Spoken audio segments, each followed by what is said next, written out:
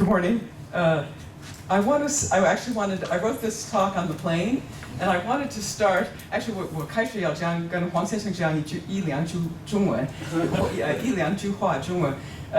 您昨天提到金门跟马祖跟厦门的关系，让我想这个我们现在考虑到北亚应该有什么对比比较适合。你的对比非常好，我加一个，是我觉得北中国有点像新加坡，因为就是说这个邻居相当有权利，所以可能跟南方的汉人不一样，住在北边的人一直知道有辽朝、有西夏、有金朝，所以谢谢你给我的启发。Okay, you'll be glad to know we're speaking English. I had one other thing I wanted to say before I started, John Swim and I walked over here together, and I was asking her for the perfect classical Chinese sentence to express the emotion of having my student organize a conference and develop and mature as a scholar. And the sentence she proposed was too complicated for me to say it in Chinese. But I start with that sentiment. So thank you, Jinping. Thank you, Chang Wei, for inviting me. I wanted to start. This is I have written a book that is coming out in April next year. It's the day before income tax is due in America. So I told my children, buy the book, pay your taxes. The book talks about these different regions that you can see on the slide, and you can see one of the regions is North China, and that's what I'm going to be talking about today. And the goal of the talk is to situate North China in a larger global context, and what I just said to Professor Huang about that. I was thinking about what makes North China special. What are its distinguishing characteristics? And I do think that people in North China during the Song were more aware. I think you could make the argument they were more aware, and they had more contact with, and they had more knowledge of their powerful neighbors, whether it was the Liao or the Xixia or the Jin. When we get to the Mongol period, I defer to you, Chris. So just a quick reminder about geography. I like this map because it makes the Liao dynasty look so much bigger than the Song. And there's an argument that Liao influence extended that far north. Basically, what I want to talk about today is how the region of North Asia took shape, and that the talk has three parts, and the first part is about the southern border of the region of North Asia, the border between the Liao and the Song. The second part is about the western border between the Liao and the Islamic world. And then the third part is about the eastern border, the relations between the Liao and Japan and Korea. And at the very end, I'll just talk a little bit about what's going on in the rest of the world at this time. I wanted to start with this picture. It's from the National Palace Museum in Taipei, and it's a copy of a painting attributed to the Liao Prince Yelu Bei. And I start with it because maybe some people in the audience are not that familiar with the Liao, to give you a mental image of the Khitan. I learned about this painting from Francois Louis, who's an expert on Liao material culture in New York, and he was saying it was one of the very few paintings that portray the Khitan without making them look like barbarians, that it's a sympathetic portrait of the Khitan groom or warrior. He's holding let me figure out my mouse. Here, that's not what I want, but this is an arrow holder. Took a little while to figure that out. If you look at it, I actually think this painting is, it's a later copy, but it's plausibly from before the Treaty of Chanyuan, because everything in shown in the painting could have been manufactured by the Khitan. There's no, well, if there are, come and tell me about it, no visible trade goods from outside the Liao world. This is a recap of history. I think that'll be familiar to everybody, almost everybody in the room.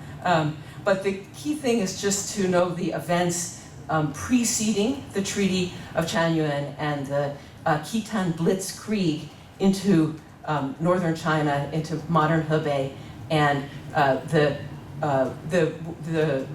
this map is from the Cambridge History. The Khitan forces were able to move so quickly because they didn't stop to conquer any cities. They just kept going. They surrounded the cities, left some troops there, and kept moving. And so they were able to get very close to the capital, the northern Sung capital of Kaifeng. And then when they stopped, when the Chinese proposed a peace.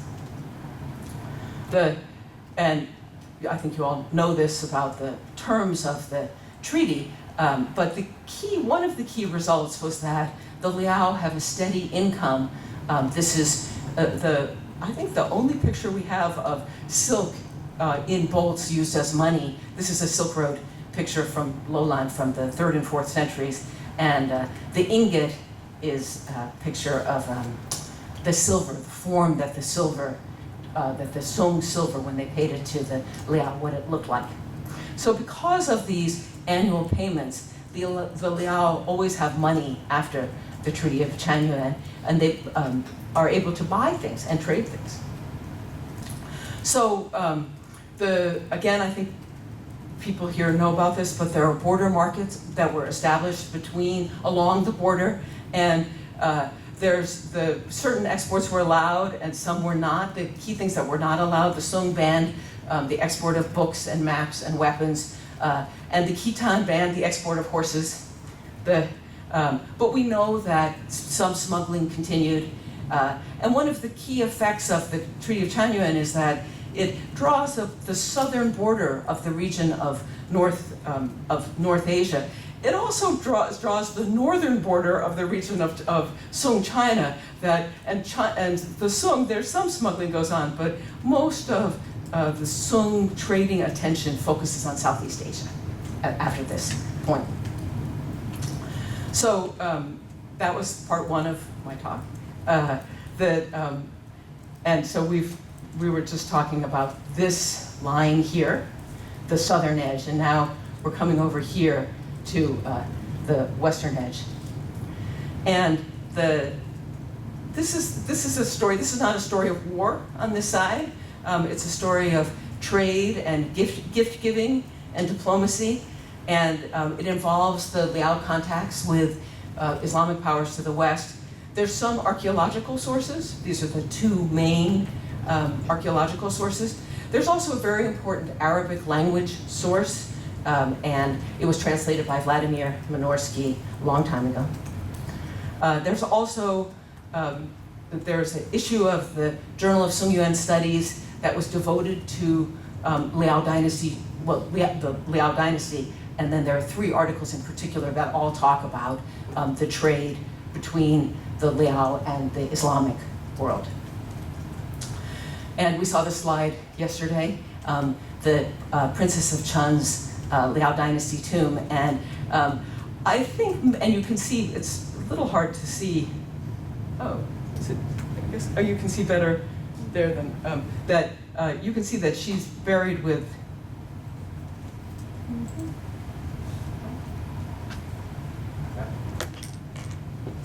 sorry,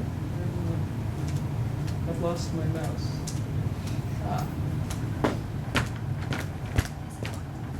Oh, that's, but it doesn't show anything. That's happened yesterday. Oh, it does, yeah, no. Oh, now it works. Okay, thank you, okay. So you can see that she's buried with a lot of amber, right? And one of the things that I was interested in is where do these goods come from that are in these tombs? And there's some textual evidence on the Chinese side, the Chinese language side, about gifts from envoys. We know that envoys came to these the funerals of members of the imperial family. And then we have this one source from Liao-Song that describes the things that were contributed by the neighboring tributary countries, or the gift-giving countries. We can also look at what was actually in the tomb, and by comparison with other artifacts, decide where things are from. And so the Star of David pattern here on the center of this brass plate, today we think of the Star of David as a Jewish symbol, but it was also shared with the Islamic world. And very similar brass plates have been found in Nishapur, Iran. These are things in the Princess of Chun's tomb. We have a glass bottle, and again, comparable artifacts from Syria or Egypt. This is a piece of amber, and the amber was probably the good that came from the farthest away. It's Baltic amber. It's been tested by this, and I give the reference here for the testing. The testing was not done on this particular piece of amber, but on some amber found in Liao tombs, and it turns out to come from the Baltic region. I wish I could tell you this trade started in the year 1000. It probably started about 1000 BC. It goes way back in time. And amber makes perfect sense. It was small and light and easy to carry across long distances. But we have, this Arab, well, he's writing in Arabic. He's from Merv in modern Turkmenistan.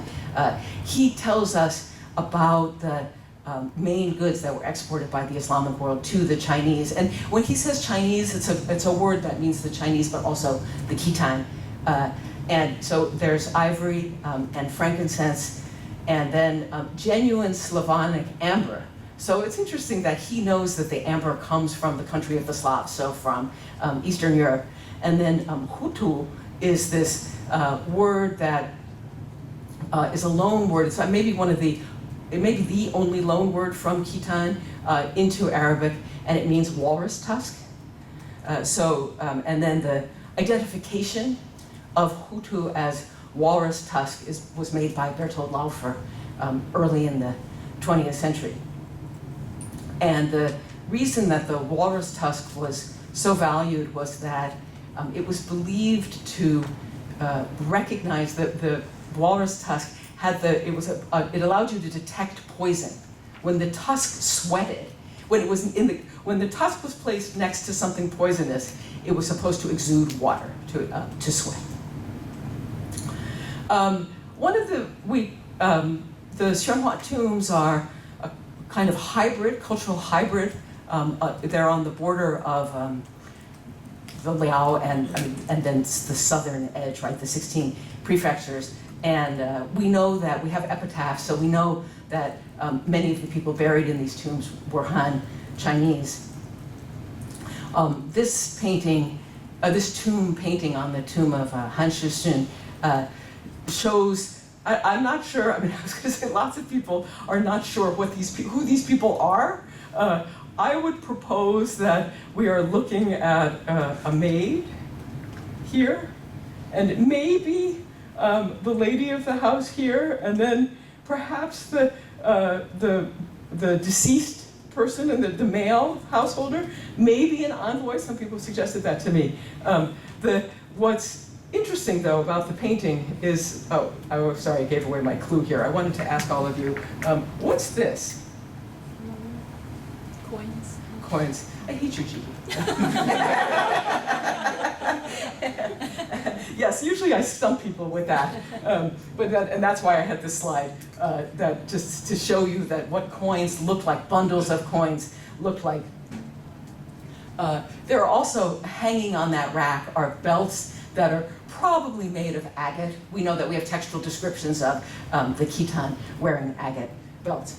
But here's the detail of this, and what's I think interesting about this is that it shows so many exotic goods. So much of the documentation we have about the trade in these very valuable goods with other countries comes from the top imperial family.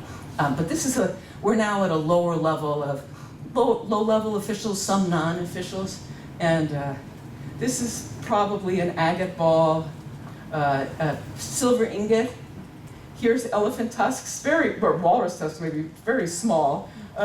This, of course, has the shape of a Chinese coin, and in one Liao tomb, they've found a piece of jade that was carved in this shape to look like a coin. This is a piece of coral and a piece of gold foil. So, this is not evidence that Han Shixun possessed these items, but he knew about them. Or he, or the person who painted the painting, knew enough about them to portray him in the next world owning these foreign goods. So that, I think, is interesting evidence about the awareness of people living in Liao territory and the products that their neighbors were producing. Here is like one map I'll show you of the neighbors in the Islamic world of the Liao, and the green outline here is the extent of the Abbasid Empire at its greatest extent in around 800. By the year 1000, the Abbasids are falling apart, and the Abbasid Caliph has been taken a prisoner in his palace in Baghdad. And then we have some new powers. We have the Ghaznavids, and we have the Karkhanids. And here's a detailed map showing you that this map of the Karkhanids doesn't show the invasion of Khotan, but this is the beginning of the Islamification of Xinjiang. And then, as the slide asks, it's probable that the Liao dynasty was not trading directly with all of these powers in the Islamic world. It seems to me more likely that these various powers are trading with the Karkhanids, and then the Karkhanids are allied with the Khitan, and they re-gift some of what they receive and give it to the Liao.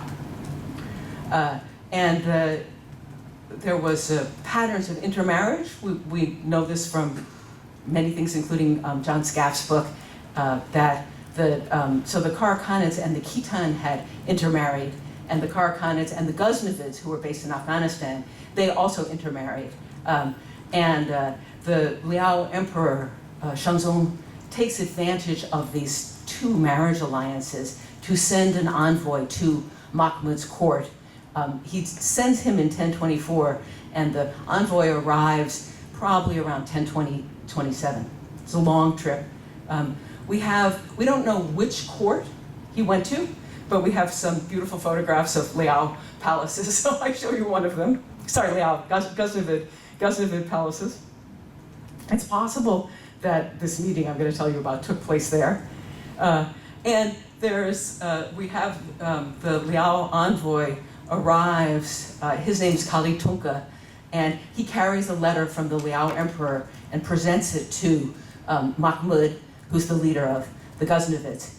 He's traveling with a second envoy who's from the Uyghurs, who also has a letter to Mahmud. And then at the court is one of the most famous people in the Islamic world ever, I tell my students, the smartest person in the year 1000, al-Biruni, who talks to the Liao envoys, and he learns, for example, about tea from them. And he's probably the source for Marwazi's account for the information that we have.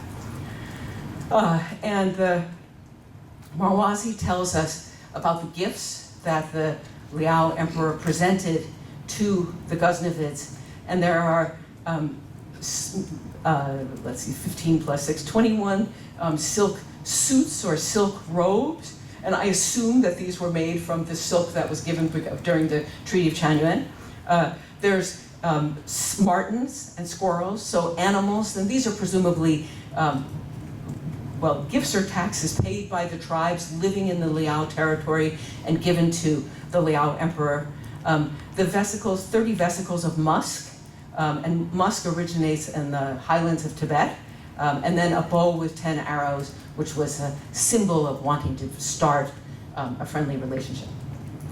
The Liao is, the Liao, we know this from the Liao-Song, the lists of goods that the emperor receives from the various peoples living in his domain. And a lot of these people are giving horses or animal skins of animals that they've hunted. And some of the reason I put the William of Rubric quote here is that to show you that those people, some of those people live very in the far north, so that gives us the edge of the northern edge of the region. People are skiing in the snow there, so that they can hunt. Musk was a very valuable perfume intensifier in the year 1000. It's like ambergris. These are some of the most valuable commodities. This is a world where people are spending a lot of energy on making things themselves and other things, their clothing and air, smell better.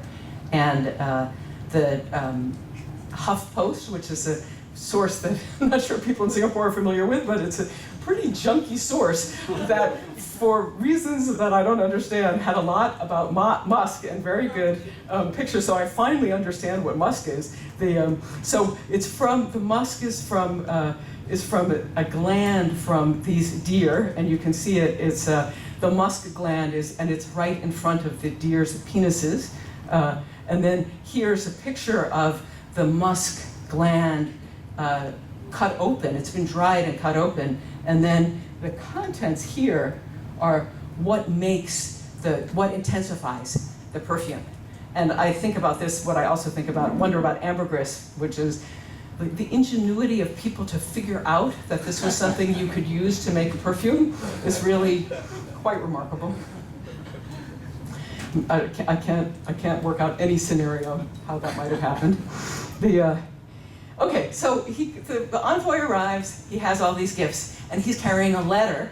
Now, the letter we have in Arabic, and it was maybe originally written in a Turkic language, a Uyghur language. This is, people who study the Islamic world at this time will know that many of the Turkic princes are actually encouraging the use of Persian. But anyway, the version we have of the letter is in Arabic. And so the Shenzong starts with like an opening about how great he is, right? And how much contact he has with the countries around him. And then he says, but only you, Mahmud of the Ghaznavids in Afghanistan, we hear about your excellence, right, and strength and courage. But you have such a glorious position, you need to write to me and send me presents. Right? And then he says, he proposes the specifics of how they're going to begin this diplomatic relation, and asks that he send an envoy to him who's chosen from the men of sound judgment, intelligent and serious. So this is interesting with the envoys, that they come and they talk, with the rulers and tell them about their homelands. The envoys are also spies. They're reporting what they see when they go back to the rulers that sent them. And he explains, Shenzong explains why he wants this exchange. And it's interesting to hear in the words of a ruler at the time, at least how he chooses to portray his interest in these exchanges. And so he wants to find out about the world, and he wants to establish this custom of mutual donations, right? Because he is interested in the gifts. And Mahmud writes back, really a kind of surprisingly blunt answer, and says, no, I'm not sending an envoy to you. There's basically no point in allying with you because you're so far from us. And there's no faith that unites us. You guys are not Muslim. The Karakhanids are, right? But the Liao are not. I have no need of close relations with you until you accept Islam. Very clear. So here's my graphic to portray to you the drawing of a line between the Buddhist and Islamic world. All right, there's still, this is not an absolute line. There are trade goods that are moving across the border between the two places. All of those things I showed you from the Princess of Chun's tomb. But the Mahmud's reply tells you that countries of the same religion are more likely to ally with each other and to form a kind of religious bloc, a kind of religious alliance. Okay, so, and you know, one of the puzzles for, I think, for people studying the Liao is why the Liao remain Buddhist, why they don't convert to Islam. I think you would expect them to convert to Islam because they are Turco-Mongolic, they're just like the Karakhanis. Their own tribal religion has no universalist message.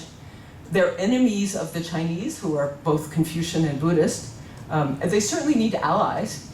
I mean, yes, they may have, in one battle, overpowered the Song, but they are going up, you know, head to head with one of the richest, maybe the richest place in the world in the year 1000. And these thoughts, this speculation, because I don't have a clear answer about this, a lot of this is drawn from Michal Baran's work on the Shi Liao, the successor Liao dynasty, trying to explain the Karakitai, why they don't convert to Islam. We don't know why. I think one answer, and these are this first one is from Michal Baran, that the Liao have fought so brutally with the Karakhanis. They're allied with them in the 1020s, but earlier they've had a series of very tough wars, and they may just not want, they may associate Islam with them, the enemy. And they're already, I think the second answer is maybe more compelling, that they're already, the Khitan Liao are already devout Buddhists, and they see Buddhism as a universal religion whose scriptures were written in Chinese, right? They're not thinking about Buddhism as being written, if a Buddhist text as being written in Prakrits or in Sanskrit.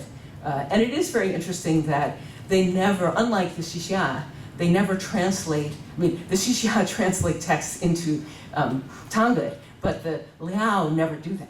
They leave their Buddhist texts in Chinese.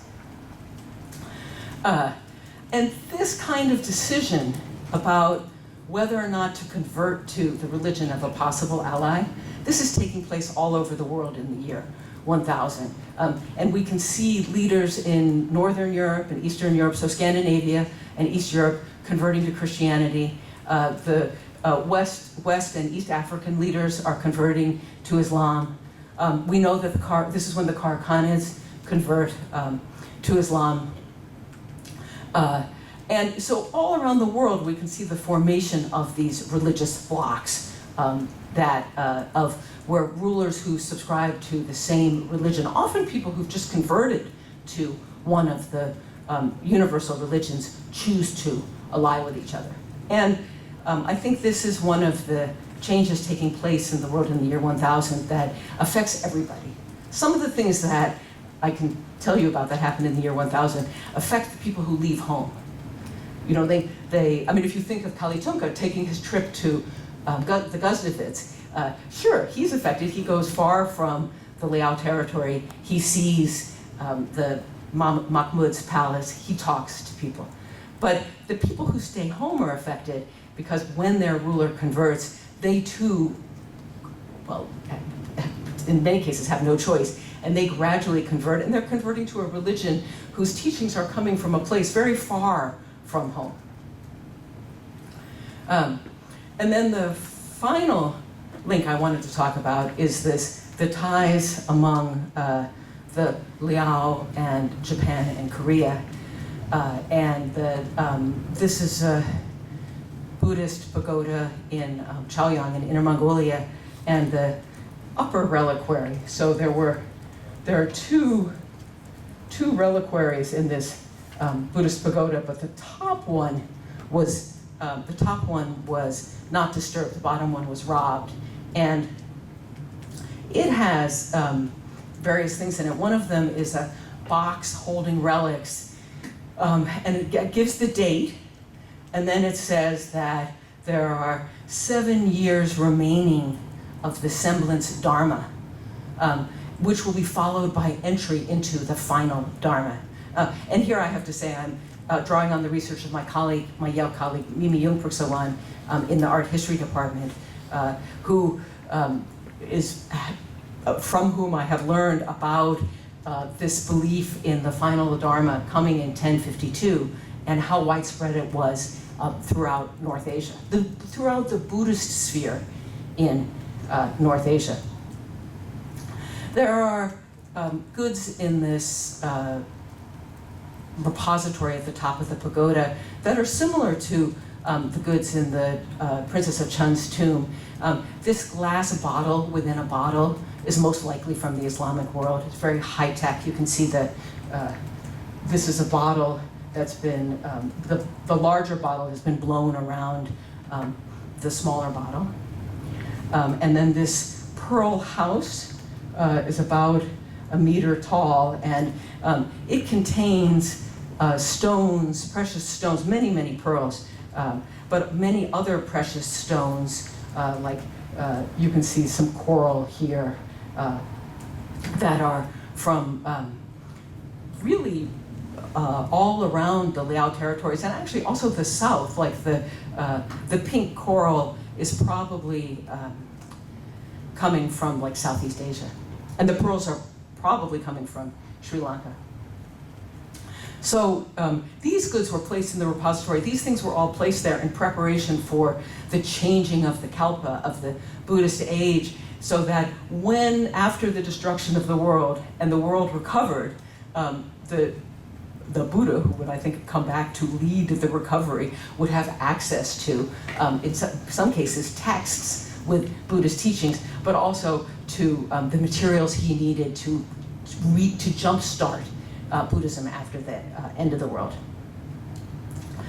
I should have showed you this map before. This is from Francois Louis. This is a cultural map of the Liao, and it's based on tombs and tomb configurations. And the heartland of the Liao is here, where the tombs there have the most classic characteristics of the Liao tombs. And then the long purple outline is where you find some tomb materials that reflect Liao influence. We know that there was an active book trade. So in terms of this Buddhist bloc of Japan and Korea and the Liao, I put the Sung there because they're involved in the book trade too. So the books are banned. Book trade is banned under the Treaty of Chanyuan. But we know that from specific examples that books are, when someone in Japan hears about a Liao dynasty book that he wants, and so he asks a Chinese friend who's in Kaifeng to get him a copy and send it to Japan. We also have a similar account of, in 1040, a member of the ruling, both of these are the regents in Japan. The emperor is kind of a puppet, and the power is in the hands of the Fujiwara. And he's able to buy a Chinese language almanac in Goryeo, in the book market in Korea, and then send it to, sorry, he gets it, he buys it in Korea and then has it sent to Japan. And so we know that astronomical texts and also calendars and almanacs are circulating in this Buddhist world. Officially, there's one Japanese port that is the only place that foreign boats are allowed to trade, in Hakata, modern Fukuoka, in Kyushu. But there are some ports, northern ports, where there is archaeological evidence of trade with the Liao. And this is, again, Mimi Jungpurksawan's research. You'll be surprised to learn that 1052 comes, but the world doesn't end. And this is the Byodo-in, which Fujiwara Yorimichi, he turns his home into a Buddhist temple to prepare for the coming of the turn of the Kalpa, the end of the world. We know that from the Liao-shi that Liao has extensive trade relations with Korea as well, and these are the goods that the Liao are importing from Korea. So, the conclusion that I've already told you about two of these things, the widespread conversions to the universal religions leading to the formation of religious blocs, and about people leaving their home regions and moving to new places. This is something we can see around the world. I mean, you think about Kali Tunka he's going on a government mission, right? The Liao Emperor sends him to Mahmud. The people who are trading the Baltic amber are, well, I don't think anybody's going all the way from the Liao territory to the Baltic and walking back. I think they're trickle trading these goods. But this is exactly the same time in world history when the Vikings have departed from, I mean, I was going to say they're departing from Iceland or Greenland and going to North America. They don't stay long, but this is the first time that we know for certain that people are crossing from Europe to the Americas. Strangely, I say strangely because I can't really explain this. This is also the period when people are settling the Pacific Triangle, and we can see that there are two migrations going on. The first one is earlier, just around 1025, that people are moving in this direction and settling. These are the Society Islands. And then about, well, a century later, they're going to the 3 points of the Pacific Triangle, so New Zealand and Easter Island and Hawaii. And we know this archaeologically. We don't know why they're going to these places. Climate change is certainly a possibility. It's certainly a possibility, but we can't be certain. We know that as people are going to these new places, that trade is intensifying all over the world as these routes are connected, or new routes are formed. This is the most heavily traveled route in the year 1000 and afterwards.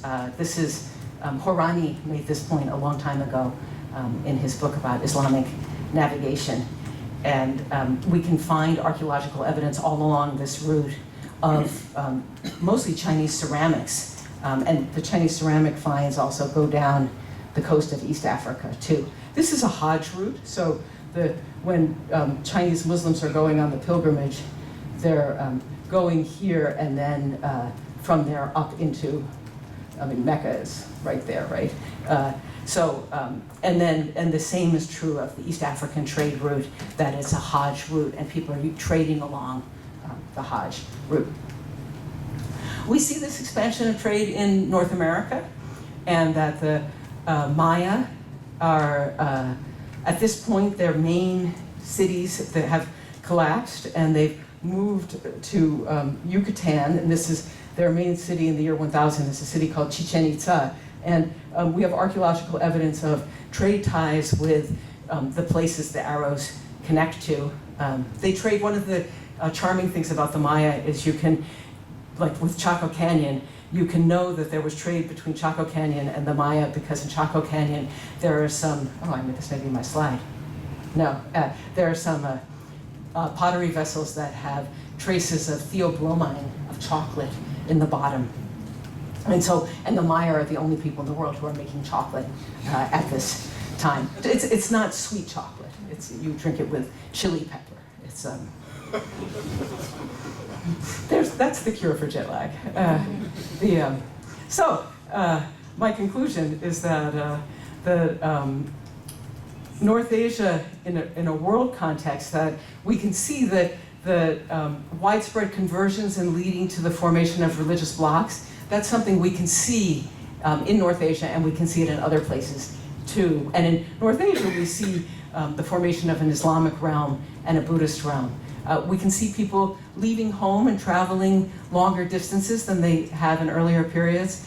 We can see the intensification of trade all around the world.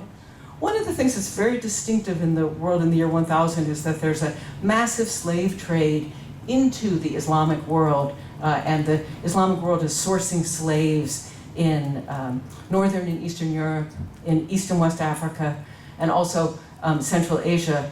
And then the slaves go to the big slave markets that are in Baghdad and Cairo, and then other cities of the Islamic world.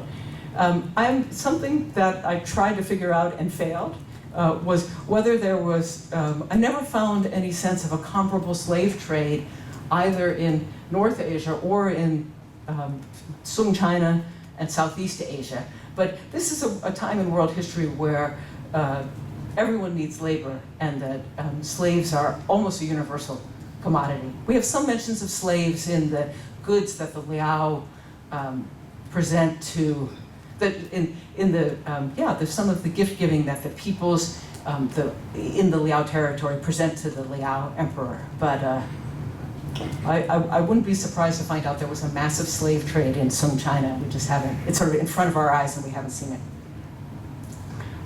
And one of the things, the main sources of the slave trade into the Islamic world coming from Central Asia, so the powers like the Ghaznavids, the powers to the west of the Liao is slave warriors, mounted slaves who are very skilled in warfare, and then Islamic rulers are buying these for their armies so that they can defeat their enemies, they can strengthen their armies. My sense is, but I'm glad there are people like Chris Atwood in the audience, my sense is that the mounted warriors to the east, so in the Liao realm, are not really being bought and sold. They're being recruited by being given a share of what you were talking about yesterday, a share of the booty, or the loot. That's it. Thank you very much.